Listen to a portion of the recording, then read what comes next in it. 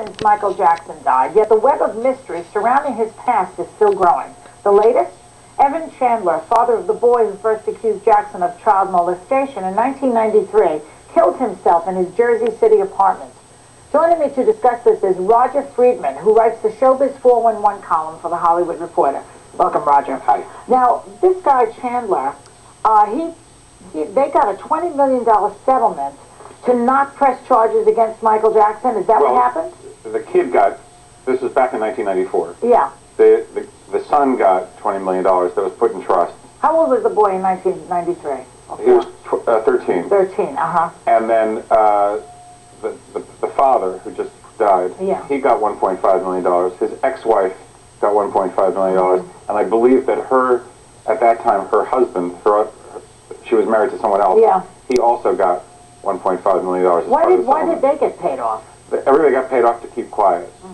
And it's never been actually proven what happened. Right. And part of it was that Michael panicked, and his lawyers panicked, because there was some element of truth to what was going on. Like what? What was the element Michael of was truth? having a much too close relationship with, Michael was then in his 30s, and he was having this very close relationship with this young boy. He was sleeping in his room. Right, I remember. He was sleeping at the kid's house, then the kid was sleeping in his house, they were in each other's beds. But Michael insisted that it was all very innocent. Right, but how innocent could it be? Well, it didn't look right. It doesn't look right. right. And so there was some element of something going on there. Then you know what happened? After this was all over, there was a great article in GQ done by a journalist named Mary Fisher.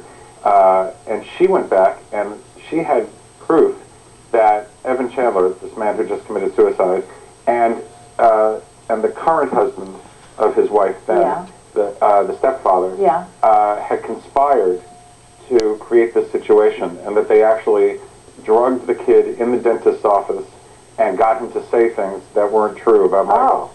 So there was actually a defense for Michael Jackson at one point that has been used ever since by the Jackson fans as sort of a template for them that they use to defend Michael. I see. So is it possible that this dentist just killed himself? He felt guilty about all that? It's very possible. But he was also very ill.